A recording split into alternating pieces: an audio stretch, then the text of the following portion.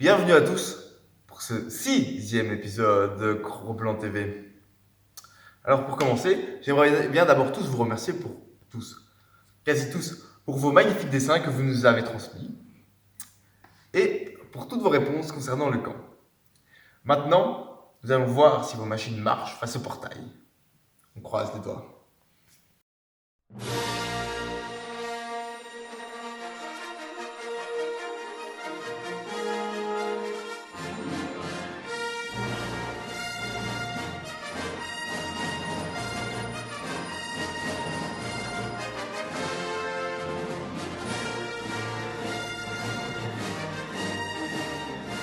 Nous mettons donc en place la machine que vous avez choisie la semaine passée, c'est-à-dire la machine de Théophile.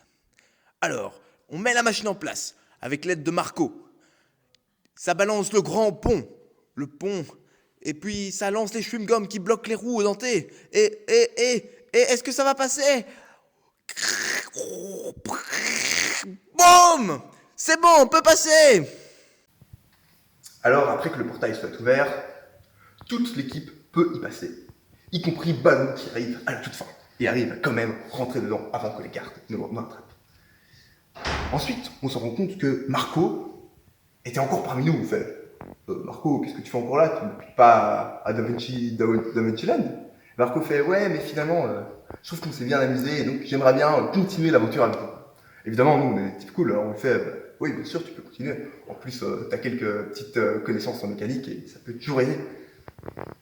Alors, une fois qu'on rentre dans le monde d'Illusiona, on observe un magnifique paysage, composé d'une grande archipel avec plein de petites îles magnifiques, des énormes fleurs de toutes les couleurs, tout a l'air beau dans ce monde, c'est génial. Alors, on est toujours dans notre grosse machine qui fonctionne avec un cycle de l'eau comme ça, hop hop hop. Finalement, on se dit, la machine c'était bien dans l'eau, mais une fois qu'on arrive dans le sable, elle commence à faire un peu de la merde. Du coup, on sort de la machine et on voit un panneau, info touriste. On se fait, info touriste, au fond, nous on est des touristes, donc ils pourront sûrement nous aider à trouver la vraie direction pour trouver le portail suivant, etc., etc. Alors on commence à suivre, puis on se rend compte qu'on arrive dans un petit village portuaire, à la mer, tranquillou. Alors on continue, on voit des gens qui sont un peu bizarres, mais ils nous ressemblent assez fort au fond. C'est juste qu'ils ont l'air d'avoir le regard vide et qu'ils nous évitent.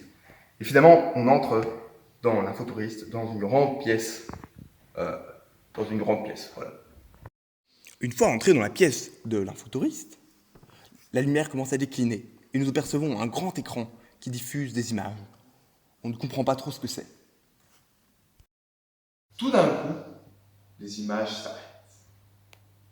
La salle devient obscure, voire noire. Les gens que nous avions aperçus avant commencent à avoir la peau qui devient de plus en plus verte. C'est bizarre, ils sont malades? Non, leur peau s'épaissit.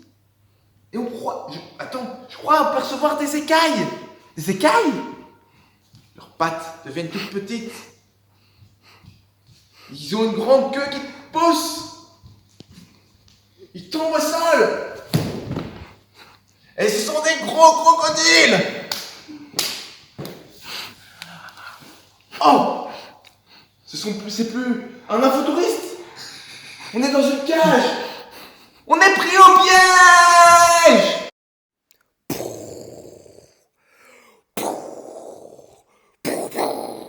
Un miracle! Une faille à la cage!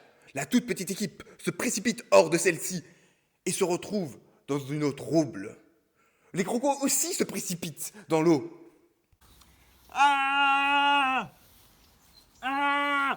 Tiens. Je suis allergique à l'eau salée. J'aurais mieux fait de rester dans ma cave, moi. Meute à la mer à tribord. Mais prenez la corde, on n'a pas on n'a pas tout le temps, il y a des crocos qui nous poursuivent. Montez donc sur l'Estrella. Un large bateau de bois avec 5 voiles et un drapeau tête de mort mouillé juste à côté de nous. Bienvenue, mon moussaillon. Bonjour. Je suis Samantha, je suis la capitaine de l'Estrella. Vous êtes prêts à naviguer avec nous? Oui, bien sûr. Le vent est arrière. Partons avant que les crocodiles nous rattrapent. Hissez les amarres. Cependant, nous étions loin d'être sauvés. En effet, certains crocos ont réussi à s'accrocher à la coque du navire avec leurs dents et grimpent vers le pont du bateau. Armés de nos armes de fortune, des rames, nous les attendons de pied ferme. Soudain, un premier croco surgit. 4 matelots le frappent alors qu'il était en plein vol. Carton plein. Le croco tombe dans l'eau avec un rugissement féroce. À ce moment précis, 5 autres crocos bondissent de tous les côtés. 3 sont directs renvoyés dans les abysses à coups de rame. Cependant, 2 arrivent à s'introduire sur le pont. Sans hésiter, ils se dirigent tout droit vers le mât principal qu'ils mordent avec leurs énormes gueules. Le mât fait un petit cric qui se transforme en gros crac qui se généralise. Un énorme crac badaboum proche. Le mât s'effondre au milieu du pont, mais il reste accroché à sa bâche et son poids. Et de son poids, il fait presque chavirer le bateau.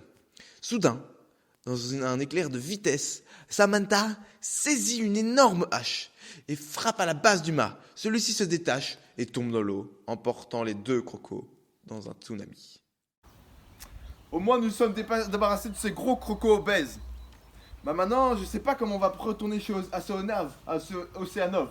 Avec si peu de voiles et tous ces mâts cassés, on n'aura jamais assez de vitesse pour passer à travers le gouffre. Vous avez des idées? Je pense que avec ça, je pourrais vous aider. Attends, je me mets au travail. Aussitôt, il se met à l'œuvre. À l'aide des bois récupérables, il construit une large structure triangulaire. Puis, il coud les morceaux de tissu et obtient une immense voile unique. Tout l'équipage le regarde, carrément passionné. Enfin, il lie la voile et la structure. La voile se gonfle, s'élève dans le ciel. Ensuite, un gros choc fait tomber tout le monde. Quand nous nous relevons et regardons par-dessus bord, nous remarquons que le navire vole. De loin, nous voyons les crocos qui s'étaient mis à notre poursuite, étonnés par la tournure de la situation. Nous passons au-delà du gouffre, sans encombre, et apercevons donc, pour la première fois, le monde d'Océanov. L'océan azur s'étendait à perte de vue. Nous voyions au loin les tentacules d'un kraken qui tentait d'attraper une mouette, ou les bruits violents de canons au loin. Depuis notre bienvenue chez nous, dit Samantha. Depuis le début de notre rencontre avec les pirates, nous n'avons pas vraiment eu le temps de parler, étant donné qu'on est tout le temps en train de frapper des crocos ou de s'enfuir. Et du coup, les pirates nous commencent à nous expliquer un peu qu'est-ce qu'ils font là et quel est le contexte. En gros, ce qui se passe, c'est qu'ils étaient venus chercher le petit frère de Samantha qui s'était fait kidnapper par les gens d'Illusiona. Parce qu'en fait, Illusiona, c'est un monde avec plein de pièges qui sont cachés partout, mais qui donnent l'impression d'être des trucs sympas. Et alors, les changeants d'Illusiona, donc des hommes qui se transforment en crocos, ont utilisé ça pour faire un gros business de prise d'otage. Donc, ils ont pris en otage le petit frère de Samantha. Et alors, les pirates étaient venus là pour trouver un code qui leur permettrait d'ouvrir la prison du petit frère. Et alors maintenant, à notre tour, nous, la meute, d'expliquer qu'est-ce qu'on faisait là. Mais nous, on est juste en train de faire notre chemin pour aller retrouver Chichil. On essaye de réarriver à Ramawar, évidemment. Et alors là, les pirates commencent à voir qu'il y a moyen qu'on s'aide. Il fait, ouais, on peut faire un deal ensemble, ok? Alors d'un côté, vous nous aidez à libérer le petit frère de Samantha, donc en trouvant le code secret qui se trouvait quelque part dans le QG des Illusiona. Et si vous faites ça, eh ben, nous, on veut bien vous aider à vous introduire discrètement dans Ramawar et vous aider à accomplir la mission. Voilà. Ok. Tu dis, mais, tu fais genre que t'es un peu étonné. Ah oui. Mais, en fait, on a vu des images bizarres dans le... Ils savent que c'est le code? T'as déjà dit que c'était le code? Non, c'est là que tu leur dis. Je dis qu'il y avait un code spécial. Mais on avait vu des images, c'est peut-être ça le code que vous avez besoin pour récupérer votre frère qui est caché dans Illusiona. Alors, ce qu'il va falloir faire, les loups, c'est... Vous avez chaque fois 4 images, 3 fois 4 images, et vous devez trouver le mot qui rassemble les 4 images. Une fois que vous avez trouvé les 3 mots, vous devez les assembler pour qu'ils forment plus qu'un seul mot. Et ce mot sera le mot de passe qui nous permettra d'aider Samantha, qui nous permettra donc également de rejoindre Ramawar sans risque. De plus, comme d'habitude, nous avons caché un petit objet dans la vidéo. Cette fois-ci, c'est un peu plus difficile, c'est un peu plus petit. Bonne chance à vous, à la semaine prochaine!